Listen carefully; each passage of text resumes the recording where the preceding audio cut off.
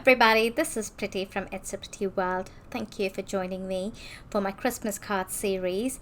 I am starting off this card using this new not really new, a few months old Simon Says stamp called Ho Ho Postage stamp set, and I'm choosing a couple of postage stamps, and I'm going to stamp this using my Simon Says stamp black intense marker, and I'm going to not marker ink pad. I'm going to COPIC color some of these images. Now some of these images in this postage stamp are solid images, and I don't mind stamping them with black because eventually I will be covering it up with the colored images, and you will see as I progress along.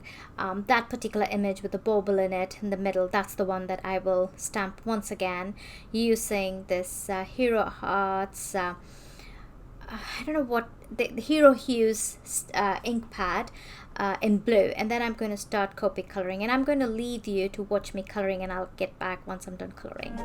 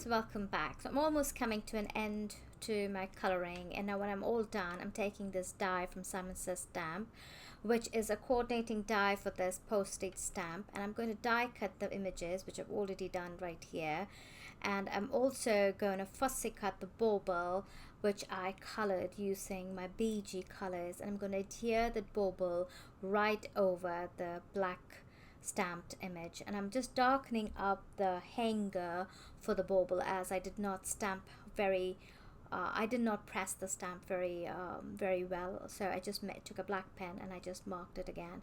And then I took this die from Mama Elephant. It's an oldest die. It's called the Frames die, and it has this postage shaped die, and I just cut that on a craft cardstock, and I took the stencil from Simon Says stamp. It's called the Snowflake stencil. It was newly released last month, and it's a beautiful snowflake stencil with different kinds of snowflakes in it. And I just took a white ink pad, pigment ink pad from Simon Says stamp, and I just randomly stamped some of those snowflakes all over this craft cardstock, just to add a bit of background, like very subtle. It's not a very bright white, it's quite subtle, and I like that little bit of a print or a pattern in my paper, which is not extremely overpowering. And then when I was all done stamping and cleaning up my surface, I was deciding how to plan this next step. So I just wanted these images to be over the stamp set, arranged in a random pattern, and then I took two different sentiments, the really tiny sentiments from that same stamp set, and I stamped it on a red cardstock with white embossing powder, and then I just heat embossed it using my heat gun. And then when I was done stamping the sentiment, I took a really teeny tiny thin strip of banner, which is a part of the nesting banner die set from Simon Says Stamp, and I die cut both the sentiments using the same die. And I really like that really tiny strip of sentiment, which I plan to adhere in between the 3 postage stamps right there, just like that. And I'm just going to keep this aside, and I'm going to work on my next step. And the next step was I just took a top folding off-white cream cardstock, and I already pre-cut this red glitter not cardstock, it's actually a glitter paper. I don't really know what the pack is, but if I figure out what it is, I'll put it in the description box below. Then I cut them into 1/4-inch strips, and I adhered them at an even pattern, creating a diagonal sparkly pattern on my note card base. So I just eyeballed them all at 1/4 inches. I didn't measure. I just kind of figure out that is what the distance would be, and then I cut away the excess from the sides. And you do see a little bit of excess left on the corner in the side of my screen.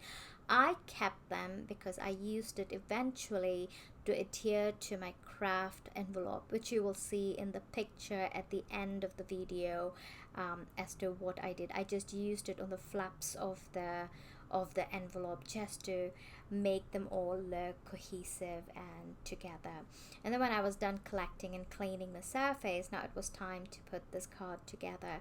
So then I just took that craft cardstock and I placed it on it with some foam adhesive. I really added a lot of foam adhesive, but before that I cut these strips down to tinier rectangles. Here you go. Now I'm adding some foam adhesive. Now this foam adhesive will not adhere very well onto the glitter cardstock, so then I added some liquid glue as well onto this foam adhesive so that it would glue onto the surface very strongly. And then when I was all done, I remembered that the bauble had a snowflake, so I added a snowflake using my white gel pen. And it's just so easy to add a snowflake. I just added some lines, 5 lines in equidistance, and then added some additional lines to give that snowflakey effect. And then when I was all done, I had already added foam adhesive underneath every one of these images, not just this craft panel, but also the smaller postage stamps and the sentiment stamp as well. And then I was just deliberating as to how to place them and how to put them in place.